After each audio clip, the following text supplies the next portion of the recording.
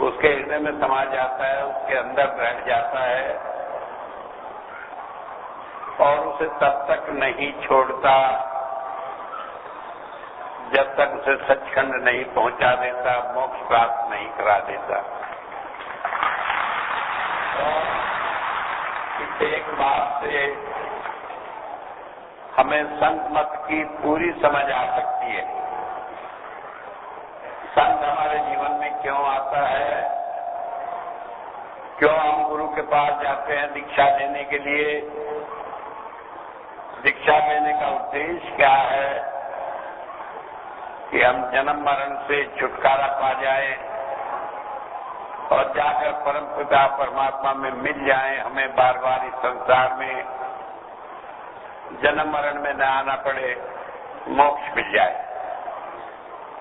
और इस सारे काम को करने के लिए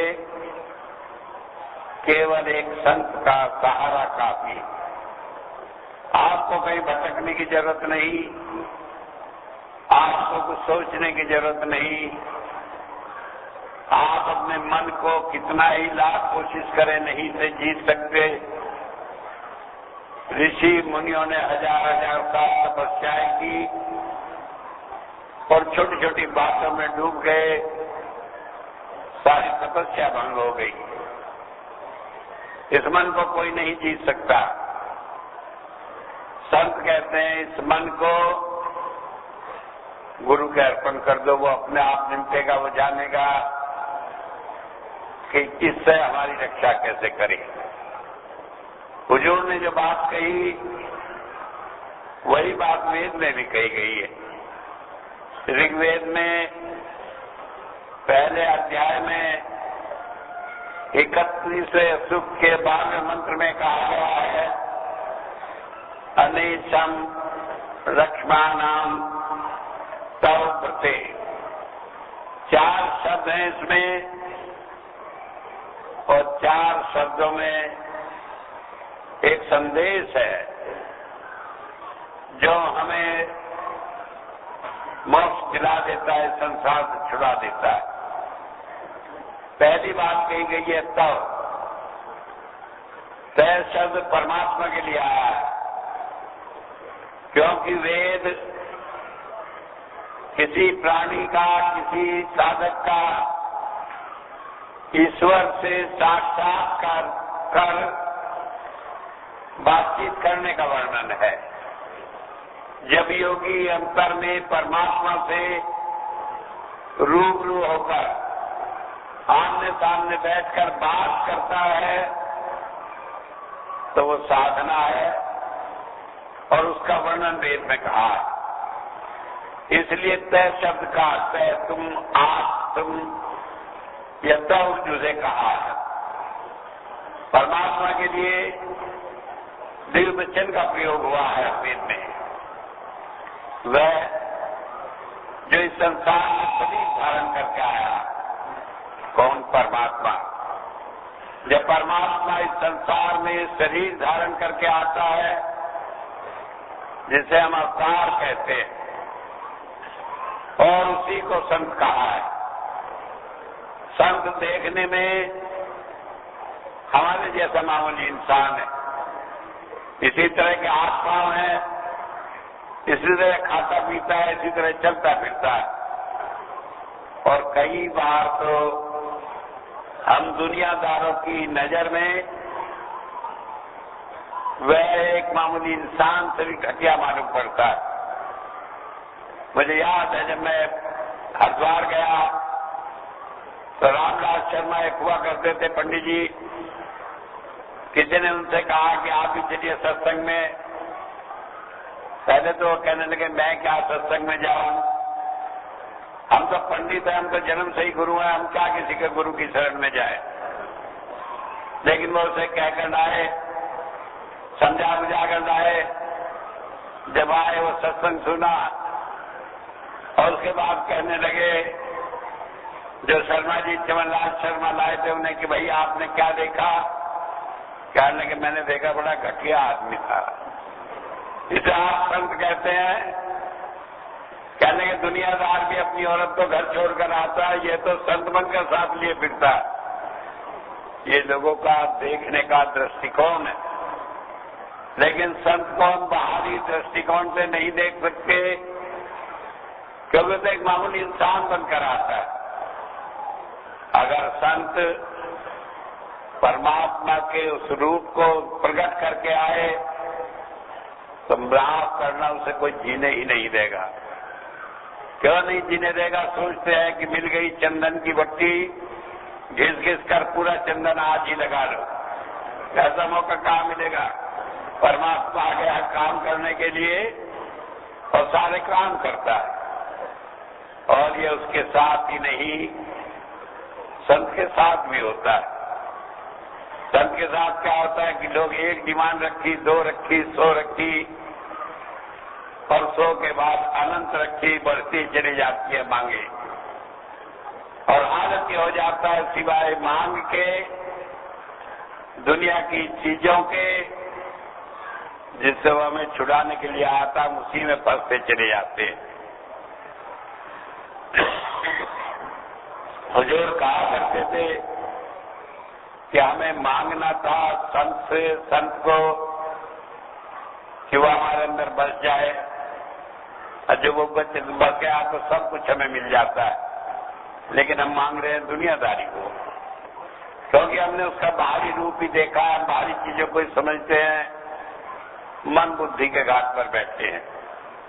तो इसलिए बताया कि वो परमात्मा है, मनुष्य के चोले में है। अपनी जान बचाने के लिए कह देता है, भाई मैं भी तुम्हारी तरह इंसान हूं। बहुत ज्यादा कोई पीछा पड़ा, कहने लगे परमात्मा तो आपकी मानता है, तो कह देता मानता है, मानता है, नहीं मानता, नहीं भी मानता, मेरे क्या हाथ में, पीछा जो छुड़ाना ठहरा। लेकिन एक बात मैं बता दूं, कोई दुनिया में ऐसा संत नहीं हुआ जिसकी बात परमात्मा काट सके। कहा है, पीछे पीछे हर सिरे कहत कबीर कबीर, कि परमात्मा तो उसके पीछे पीछे फिरता है। कहता हुआ कि तू मुझे कुछ काम बता, मैं तेरा काम करके अपने को धन्य समझूंगा। वेद में आया है कि परमात्मा संत का घरेलू नौकर है। जो आपका प्राइवेट नौकर होता है वो क्या होता है? 1000 काम करे, न भी करे 1000 काम, वो जानता है आपको क्या किस समय पसंद है, वो बिना ही मांगे करता है। और करता है इसी तरह। मैंने तो अपने जीवन में जाना कि हुजूर से कभी मुझे कहना नहीं पड़ा कोई चीज, कभी मैंने सोची भी नहीं, और उन्होंने सारी बातें पूरी की। मैं कई बार बताया, एक बार था मुझे आदत थी, मैं रात में 12 बजे उठकर भजन पर बैठा करता था। एक मुसलमान फकीर कहीं से आ गया, वो भी मेरे मकान पर रहता था। तो हमने दोनों ने निश्चित किया, वो नीचे रहता था मंजिल पर, मैं ऊपर, कि रात को 12 बजे वो घंटी बजा देता था। मैं भी उठ गया और वो भी दोनों भजन पर बैठ जाते थे। एक दिन उसने घंटी बजाई, मैं उठा, और मुझे आदत थी जब घंटी की आवाज सुनी मैं खांस दिया करता था, उसे मालूम हो जाए कि मैं भी तैयार हूं, क्योंकि मैं बोलूं मोहल्ले में सबको मालूम हो जाए कि न जाने क्या रात को चिल्पो मच रही है। तो इसलिए मैं जब खांस दिया, तभी थोड़ी देर बाद मेरे बराबर के कमरे से मेरे छोटे भाई की बहू आई निकलकर, आकर कहने लगी चंदू आया। चंदू उनका लड़का था, दिल्ली गया था सामान खरीदने। वो रोज आना, जब भी जाता 9 बजे तक लौट आता, उस दिन 12 बजे तक नहीं लौटा। मैंने कहा नहीं आया, कहने घंटी बजी थी। अब मैं उसे क्या समझाता कि घंटी क्यों बजती है रोज। मैंने कहा होगी, लेकिन वो नहीं आया। कहने की बड़ी परेशानी है। मैंने कहा क्या परेशानी है? कहने का आजकल बसें लुट जाती हैं, और रुपए लेकर गया था 50-60 हजार रुपए दवाई लेने। कहीं इतनी देर तक तो कभी हुआ नहीं। उसके पिताजी का पहले स्वर्गवास हो गया था, तो उसकी माता को ज्यादा उसकी चिंता थी। मैंने कहा ठीक है कह के मैं भजन पर बैठ गया। मेरी पत्नी कहीं सोई हुई थी, वो उठी, कहने क्या मांगा? तो उसने बताया, कहने लगे कि चंदू आया नहीं। भाई साहब को मैंने कहा ये उठे नहीं, इन्हें जाकर उसे ढूंढ लाते।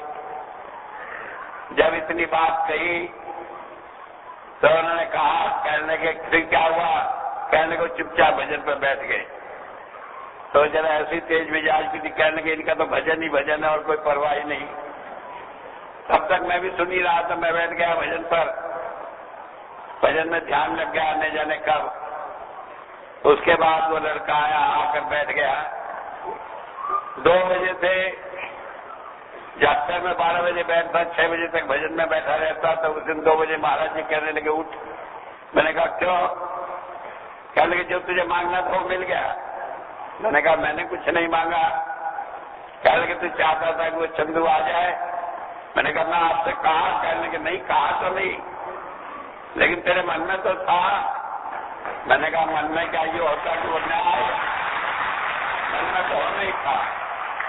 तो जो आदमी मन की जानता है और हमारे मांगने से पहले पूरी करता है, उससे ज्यादा हम क्या चाहते हैं? लेकिन हम है कि उसे रगड़े ही डालते हैं। क्यों रगड़े डालते हैं? कि सारे काम हो जाए, चाहे उस काम में हमारा कुछ ही अनिष्ट हो जाए, लेकिन हो जाए। ये नहीं सोचते कि वो जानता है किसमें हमारी भलाई है और किसमें बुराई है, कौन सा ठीक काम है, कौन सा नहीं ठीक काम है। तो इसलिए वेद ने कहा है कि वो रक्षा करता है। क्यों करता है? व्रते इसलिए करता है कि धर्म का हम पालन करें। जिस काम को करने से हम धर्म के रास्ते पर चलते हैं, हम परमात्मा की ओर बढ़ते हैं, उस काम में हमारी मदद करता है। और कहीं हमारी लॉटरी लग जाए, बहुत सारा रुपया हो जाए, धनवान हम ही बन जाए, सबसे रईस आदमी हम हो जाए, इसलिए कि हम शराब पियेंगे, जुआ खेलेंगे, क्लबों में जाएंगे, अपना प्राइवेट जहाज रखेंगे, तो भाई इसके लिए वो नहीं करता। किसके लिए करता है? जो कहे कि अगर पैसा आएगा तो हम तेरे बंदों पर लुटाएंगे, सेवा में लुटाएंगे, उसके लिए करता है। तो एक बात समझ लेने की, वेद में साफ कहा है कि संत हमारी रक्षा करता है, लेकिन किस लिए? धर्म पर चलने के लिए। वो हमें दुनिया से निकालने के लिए आया है, दुनिया में फंसाने के लिए नहीं आया। कोई काम हम चाहते हो कि उसके करने से हम दुनिया में फंस जाएंगे, तो वो नहीं कराता, उससे हमें बचाता है।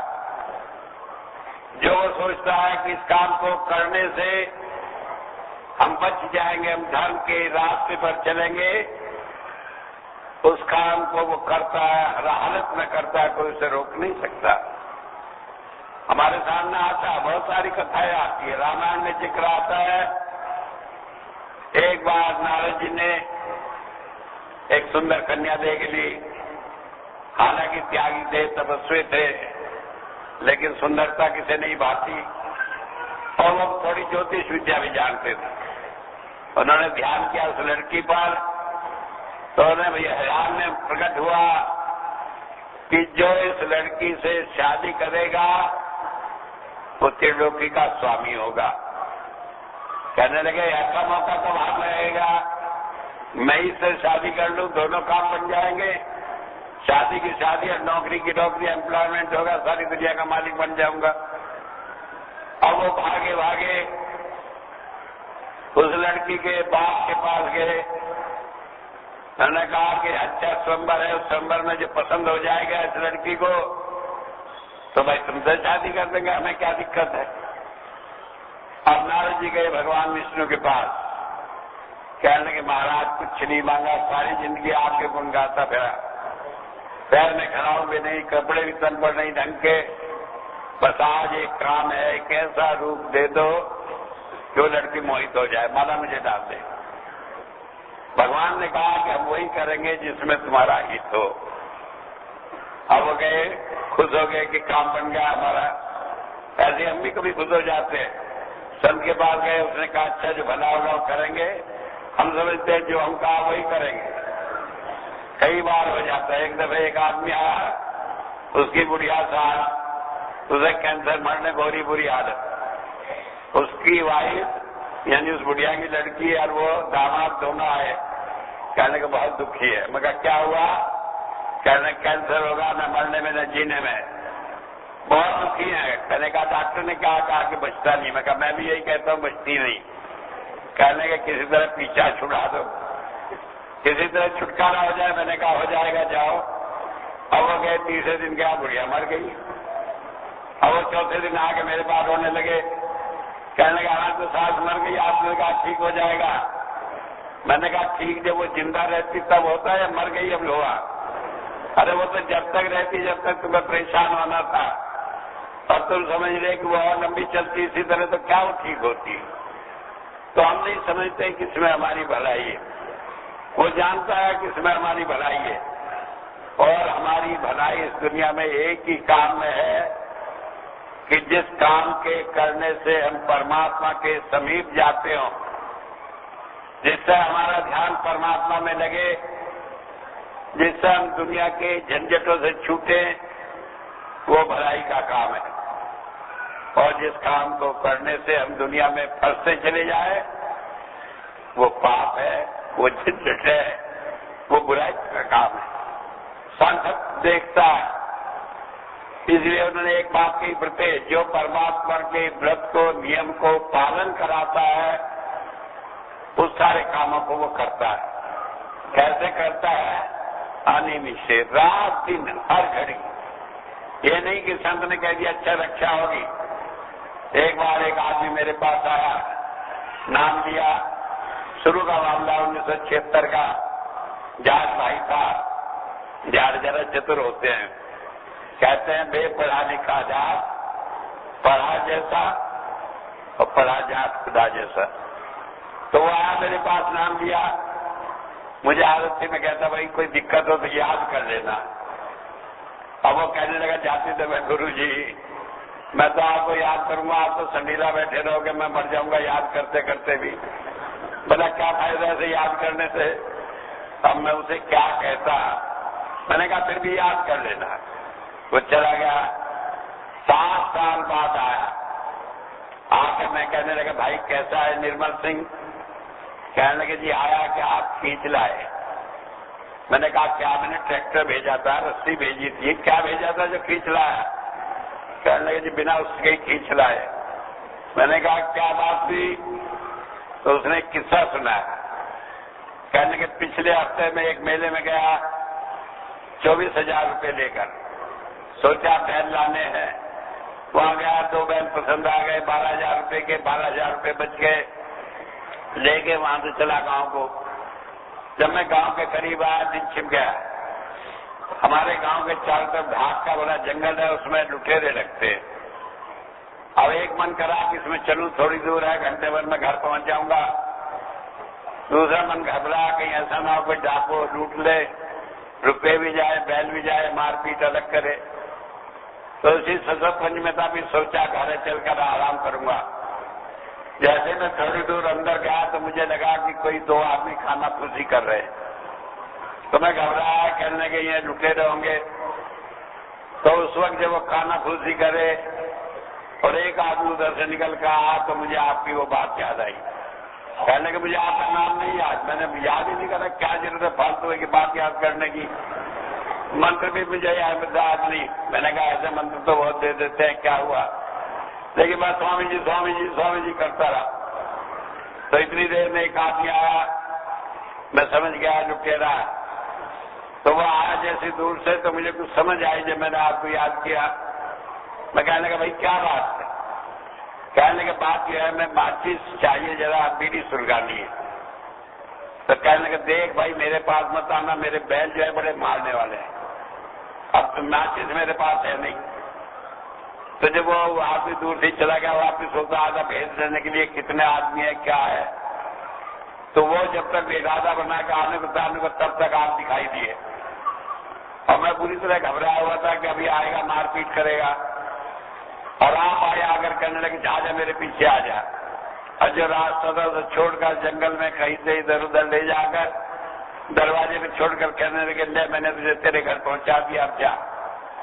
और आप गायब हो गए, मैं देखता रहेगा कि गुरुजी कहाँ चले गए। तो आपने पूछा तो आप इस हफ्ते आने को थे शामली, तो मैं आया। तो कई लोग समझते हैं कि गुरु तो वहां बैठा है, उसे क्या मालूम।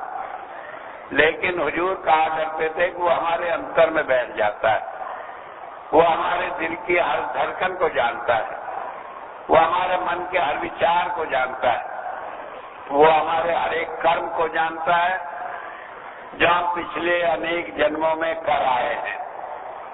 वो हमारे उन हर एक इरादों को जानता है जो हम आगे करने वाले हैं। और इसीलिए जैसा उपयुक्त होता है वो ऐसा ही रास्ता बताकर हमारी रक्षा करता है। वेद ने कहा रक्षमाणे, कि वो हमारी रक्षा करता है, क्योंकि परमात्मा सर्वव्यापक है, परमात्मा सर्वज्ञ है, सब कुछ जानता है, परमात्मा सर्वशक्तिमान है, सब कुछ कर सकता है, कोई उससे बाहर नहीं। तो जब वो परमात्मा की ताकत एक इंसानी कोल पर एक शरीर में काम करती है तो इन सारी ताकतों को अपने अंदर लेकर काम करती है। जैसे हम एक इंसान समझ रहे हैं, जैसे हम फकीर समझ रहे हैं, जैसे हम समझ रहे हैं ये कुछ नहीं, वो इन परमात्मा की ताकतों को अपने अंदर समेटे हुए इस संसार में चलता फिरता परमात्मा। बाइबल में कहा है, Lord God does nothing except he reveals his secret counsel to his servants the prophets, कि परमात्मा कुछ नहीं करता, वो तो अपने भेद को संत को दे देता है। संत उसके दरबार का कारिंदा है, जो करता है सत्संत करता है। हमारे यहाँ कहते हैं भगवान तो क्षीर सागर में आराम कर रहे हैं, लक्ष्मी जी पैर दबा रही है, तो वो नहीं कुछ करते, वो किससे कराते, अपने नौकरों से कराते, कारिंदों से कराते। क्या कराते हैं? वो सब कराते हैं जिससे हम इस संसार के बंधनों से छूटकर परमात्मा की प्राप्ति के रास्ते पर चल सकें। मुझे याद है एक बार एक फकीर साहब फकीर बैठा था दरिया किनारे, एक मौलवी साहब से पढ़े लिखे वो बच्चों को पढ़ा रहे थे मतलब में, और ऐसे खुले में बैठे पढ़ा रहे थे। वो फकीर आया, ने देखा कि भूखा भिखमंगा यहाँ स्कूल में क्या करने आ गया। और समझ गया फकीर ये तो अपनी किताबों में मस्त है, ये कुरान शरीफ पढ़ा रहा है लेकिन इसे खबर नहीं कुरान शरीफ में क्या लिखा है। वो बैठ गया एक तरफ को। थोड़ी देर में आया, वो मौलवी साहब से कहने लगे मौलवी साहब ये क्या पढ़ा रहे हो? कहने लगे ये वो विद्या है जो तुम नहीं जानते, तुम्हारे जैसे भिखमंगे, तुम्हारे जैसे फकीर क्या जानेंगे इस विद्या को। वो बेचारा जाकर एक पेड़ के नीचे फिर बैठ गया। थोड़ी देर में बच्चों की छुट्टी हुई, सब बच्चे गए खेलने, मौलवी साहब चले गए नमाज पढ़ने। वो फकीर आया, सारी किताबें बस्ते उठाकर तालाब में डाल दिए, सारे बस्ते किताबें तालाब में डाल दिए। अब आए बच्चे कहने लगे हमारी किताबें हमारे बस्ते चिल्पो मची। मौलवी साहब से कहा, मौलवी साहब ने से कहा, कहने लगे तुम यहाँ बैठे थे कहाँ गई? कहने लगे सारी में वहां डाल दी। कहाँ डाल दी? तालाब में डाल दी, यहाँ गर्मी हो रही थी वो ठंड में रख दी। कहने लगे अरे कम बका, सारी किताबें तालाब में डाल दी, खराब हो जाएंगी। कहने लगे नहीं खराब नहीं होंगी। कहने लगे नहीं खराब हो जाएंगी। कहने लगे मैं कह रहा हूँ खराब नहीं होंगी। कहने कैसे निकाल कर लाऊं? कहने लगे हाँ। वो गया तालाब में घुसा, एक एक किताब निकाली, सारी सूखी, लाकर सबके सामने रख दी। मौलवी साहब हैरान और परेशान। कहने लगे क्या है? कहने लगे ये विद्या है जो तुम नहीं जानते। तुम क्या जानते हो? तुम किताबों की लिखे जानते हो, तुमने आंखों से खुदा को देखा नहीं है, तुम खुदा को क्या जानो। दादू साहब ने कहा दादू देखा सीधा, सब कोई कह सुनीदा। अरे परमात्मा को मैंने अपनी आंखों से देखा है, उसके जलवे देखे हैं, उसकी रहमत देखी है, उसके आगे कोई काम ऐसा नहीं जो नहीं हो सकता हो। उसका नाम लेकर लोग पार हो जाते हैं। दुनिया गाती है और वहीं खड़ी रह जाती है। तो संत अपने आप आके संसार में एक ही बात कहने के लिए कि मैंने देखा है, तुम उसे देख सकते हो। What a man has done a man can do, देख सकते हो।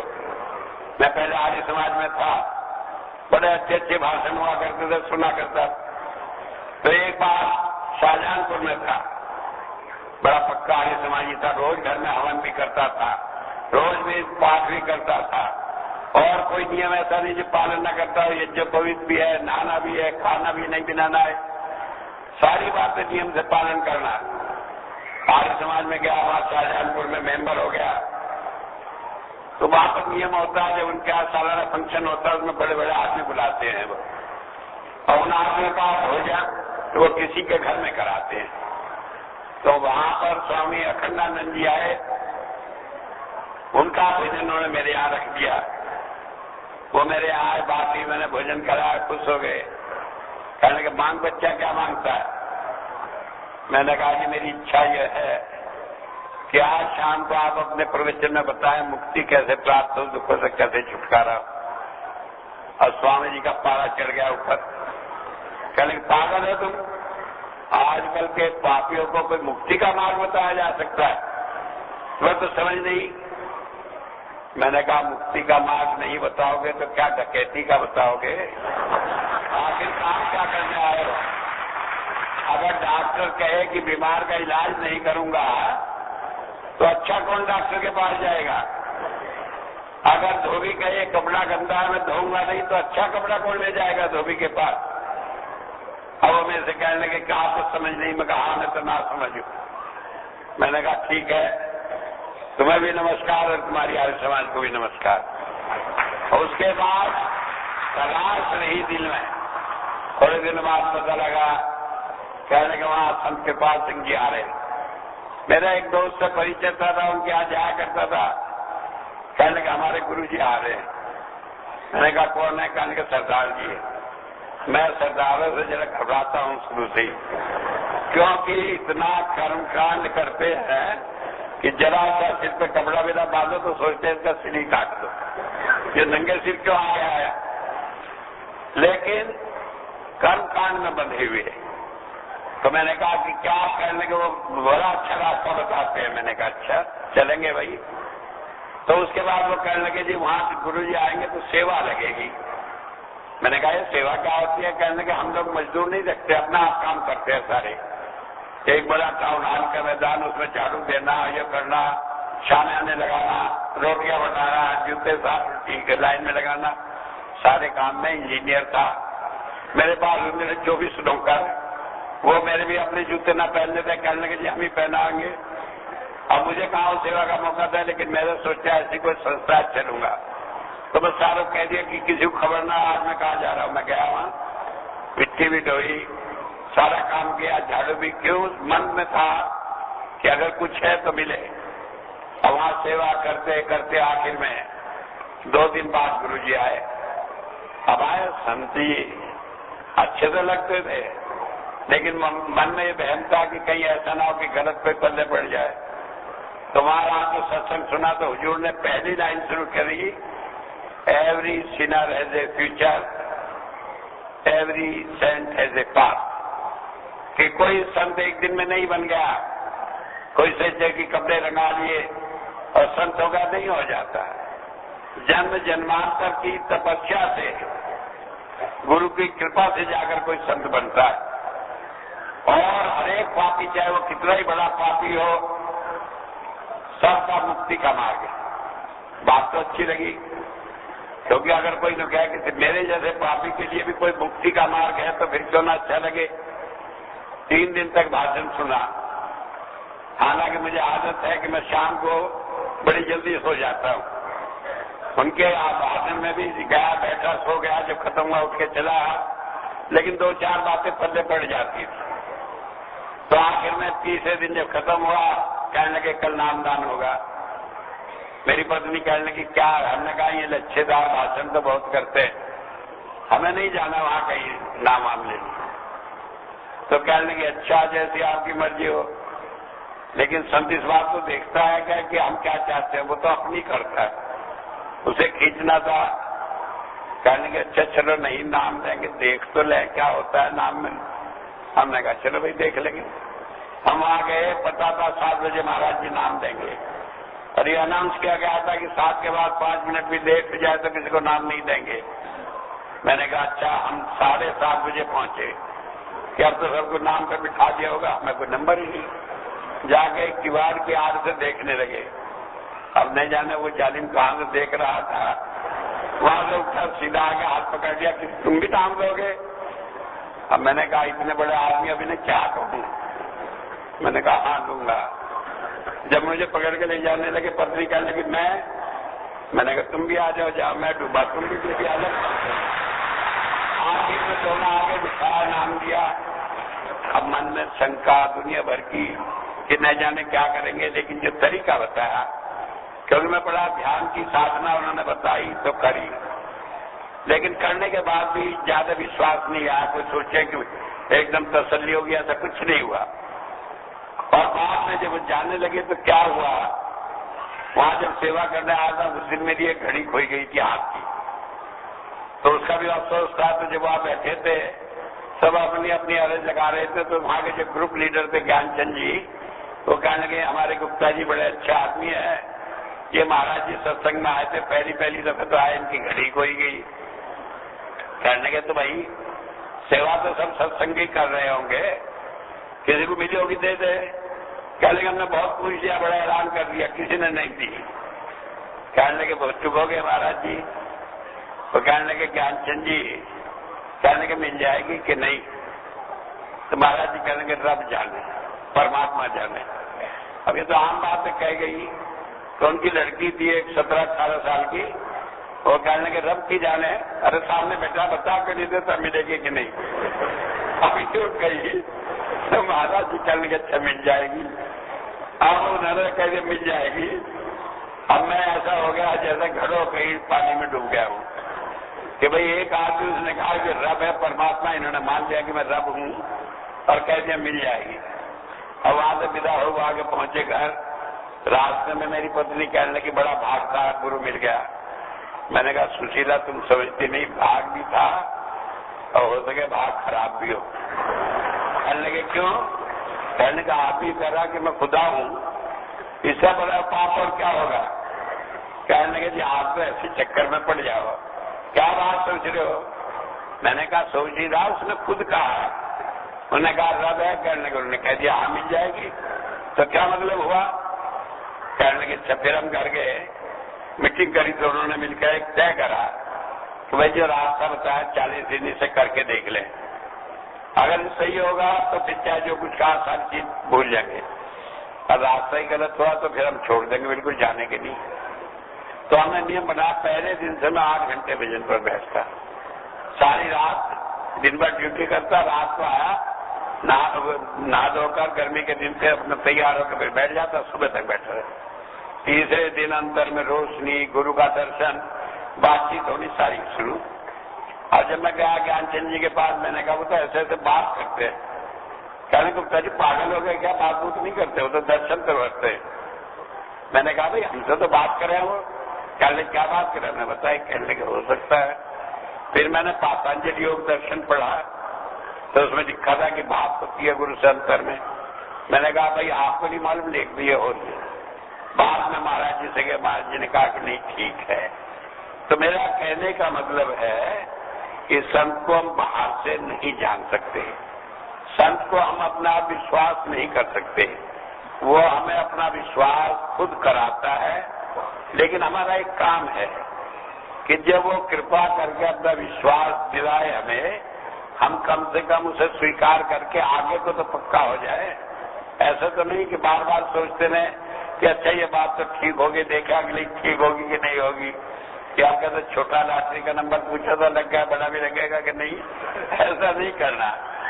महाराज जी कहा करते थे कि जब पेड़ लगाओ तो रोज उखाड़ कर नहीं देखो कि जड़ जमी कि नहीं तो सूख के जाना है, उसमें होना कुछ नहीं है।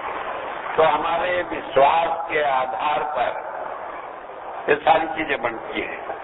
लेकिन संगमत कहता है कि झूठा विश्वास न करो, अंधविश्वास नहीं है। जब लग्न देखो अपनी नैनी, तब लग्न पति जुगो की बहनी। जब तक अपना आप में देख लूं तब तक मैं गुरु की बात का विश्वास नहीं करता। लेकिन एक बार जब विश्वास आ जाए तो बार बार भाई उसकी घिसाई भी न करो, क्योंकि नहीं तो वो सोचता है कि आदमी तो कभी यकीन मानेगा नहीं, लाख इसके काम बन जाए एक नहीं बनेगा तभी भाग जाएगा।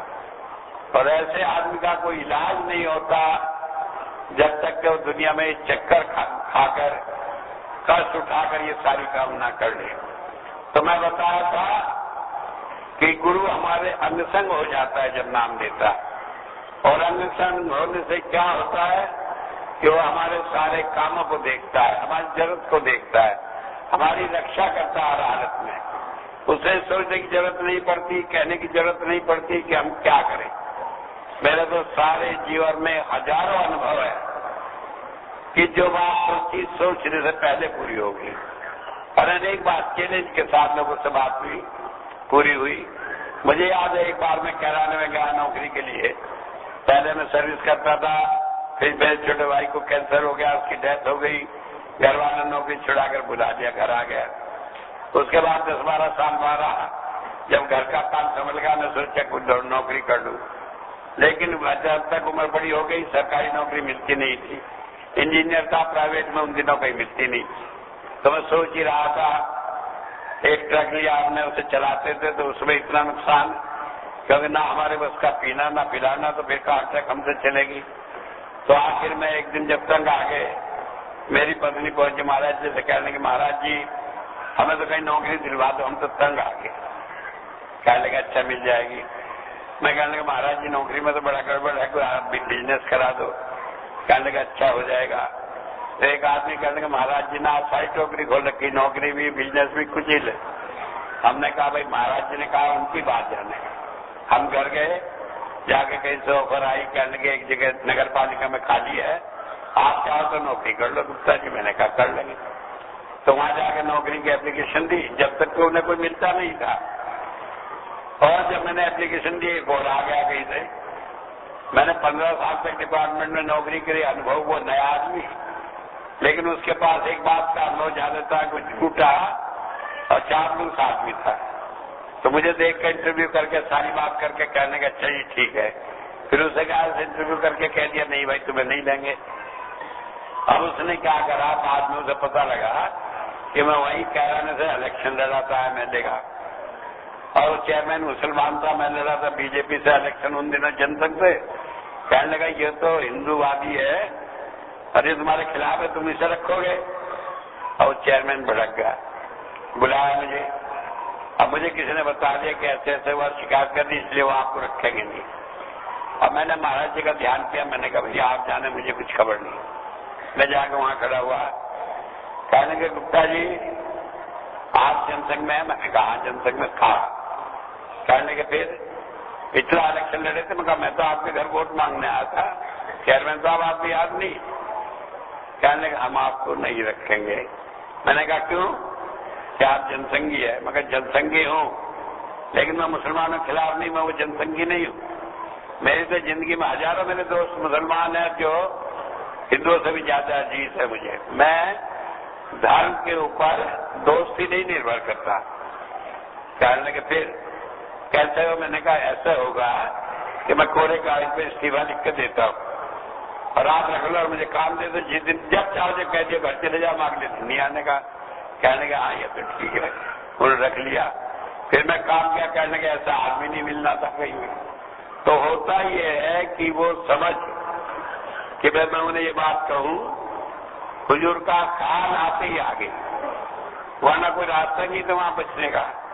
तो वो हमारे अंतर में बैठा है, वो जानता है कि किस वक्त हमें क्या बोलना है, क्या कहना है, क्या करना, और सारे काम हमारे कराता है।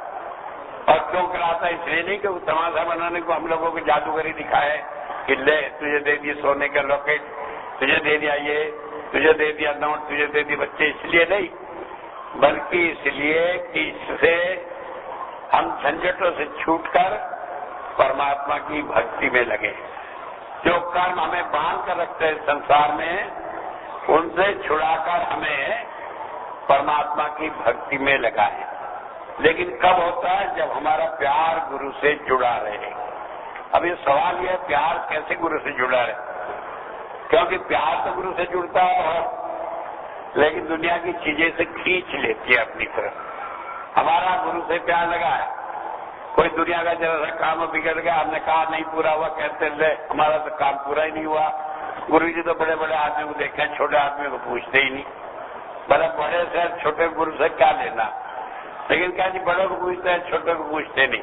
बड़ों को अच्छी चीज देते हैं, छोटों को देते ही नहीं। बड़ों को बैठने को कहते हैं, छोटों को कहते नहीं। ये नहीं खबर कि संत न बड़ा देखता है न छोटा देखता है। संत तो ये देखता है कि किसे गुरु को पाने की लगन है, कौन परमात्मा की भक्ति करना चाहता है, किसका कर्म ऐसा है जो भक्ति के मार्ग पर चलने के लिए गुरु की शरण में आया, और जो आ गया उसका जब कोई कर्म रुकावट डालता है तो उसे काट कर साफ करके उसे इस लायक बना देता है कि वो इस रास्ते पर चले। तो इसलिए बताया कि गुरु का प्यार हमारे अंदर बने कैसे, कि हम अपना ध्यान उस पर रखें। अगर हमारा ध्यान गुरु को छोड़कर किसी भी चीज पर चला जाएगा तो हमारा काम बिगड़ जाएगा, क्योंकि हम दुनियादारी में फंस जाएंगे। अगर हमारा काम गुरु के पास लगा है तो दुनिया के सारे काम बन जाएंगे, क्योंकि गुरु जो है अपनी लाज के लिए सारे काम कराता है।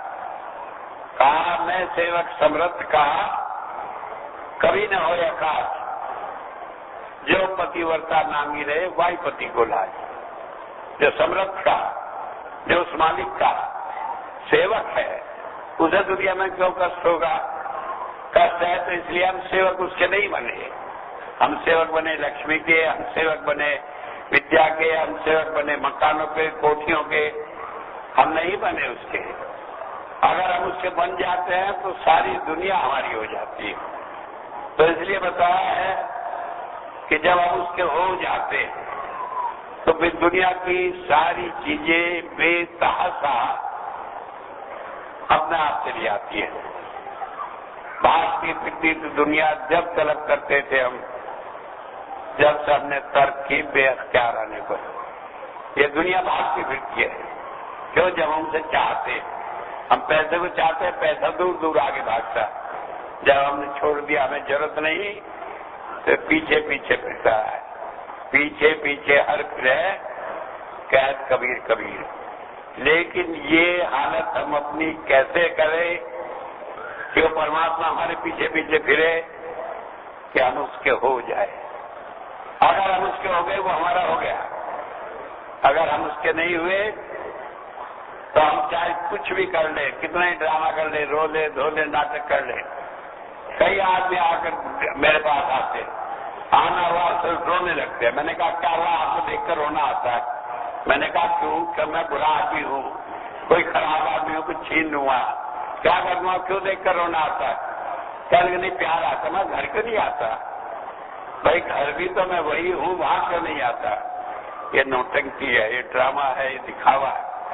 संत इन दिखावे में नहीं आता, वो तो हृदय की जानता है, वो तो बिना हमारे बोले हमारे सारी बात जानता है। तो जो हमारे दिल में लगी है तो कोई ताकत नहीं कि हमारे को उसके बीच में कोई फर्क पैदा कर दे। इसीलिए कहा तेरा देखना इबादत, जो भजन बंदगी कुछ नहीं, उसका गुरु का देखना एक तक हमारा ख्याल उसमें लगा रहे। दुनिया के काम भी करते रहे तो ध्यान गुरु में रहे। अगर हमारा ध्यान गुरु में नहीं है तो दुनिया के काम जो कर रहे हैं उसकी कोई वैल्यू नहीं। हम सोचते हैं कि हमारे पास पैसा हो तब हमारी पूछ होगी, हम सोचते हैं हमारा लड़का बड़ा बनेगा तब पूछ होगी, हम सोचते हैं हमारे पास हीरो होंडा होगी, दूसरी कारें होंगी, सब लोग हमारी पूछ करेंगे। लेकिन नहीं, इनकी कोई कीमत नहीं।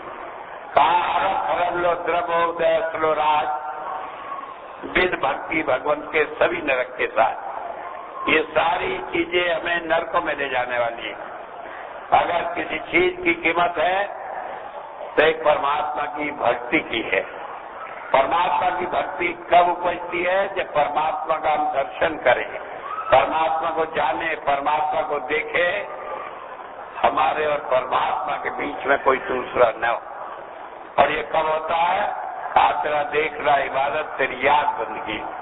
हर घड़ी जब हम उसकी याद करें तो सारी दुनिया भूल जाए, हमें याद ही नहीं, कुछ सोच नहीं क्या होना है क्या नहीं होना है। जब ऐसी हालत बन जाती है सारे काम बन जाते हैं। जब तक ये हालत नहीं बनती तो काम हमारे बन जाते हैं। जब मांगते हैं वो देखता है कि भाई चलो बच्चा है दे दिया, लेकिन 1 बना 2 बना 100 बने कहाँ तक बनेंगे। और हम तो इतने जरूरतमंद हैं कि हजारों रोज काम चाहिए। तो हुजूर कहा करते थे कि कभी आज तक टूट गया बुलाओ बढ़ई को, आज खाट टूट गई बुलाओ बढ़ई को। अरे बढ़ई को बुला के घर में रख लो, अपना आप रोज काम करता रहेगा, उसकी जिम्मेदारी देखेगा करेगा, हम तो परेशान।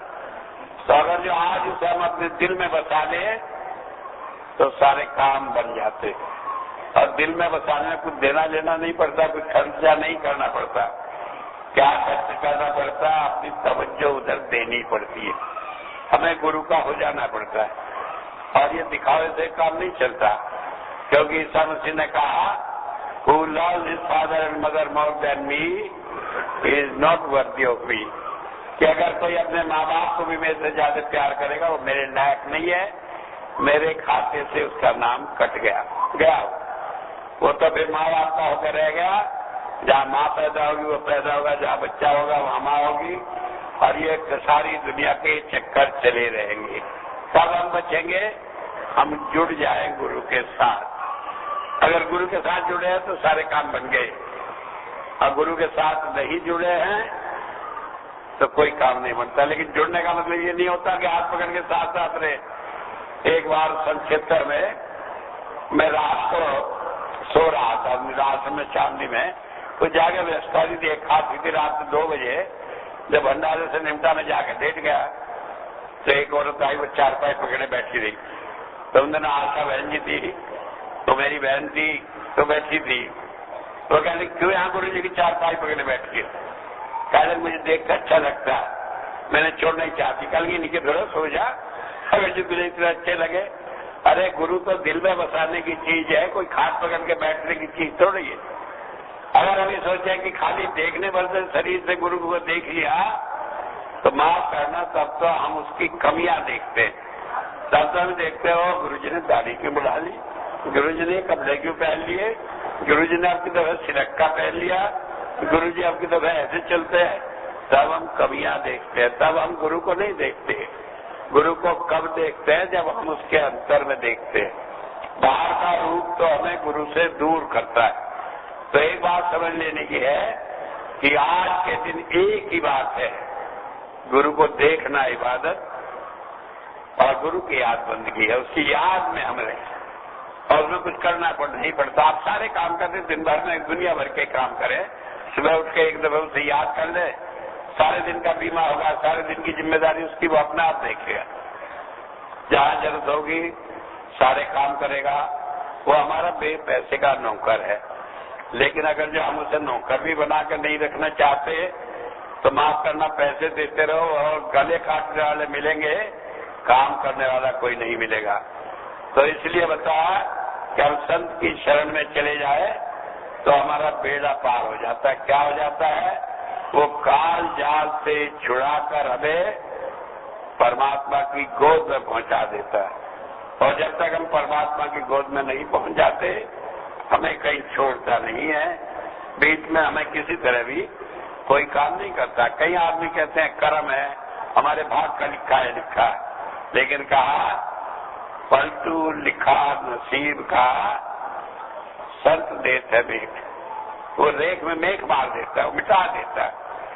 परमात्मा का कोई नियम संत के आगे नहीं आता। जब संत अपनी बात आकर मैंने कर दिया, भाई आपने आज मुझे बनाया क्यों था जिम्मेदार, मैं बनाया, मैं कर दिया, मैं वक्त का हाकिम हूँ, इसे कोई नहीं कह सकता। लेकिन आप ये दर्द पैदा तो करें कि वो आपके लिए परमात्मा का नियम तोड़ने की बात करे। अगर हमने ये दर्द नहीं अपने अंदर पैदा किया तो उसका फायदा नहीं उठा पाती। तो इसलिए कहा कि वो हमारे बात पूरी करता है। आखिर में एक बात कहकर मैं अपनी बात को खत्म करूंगा।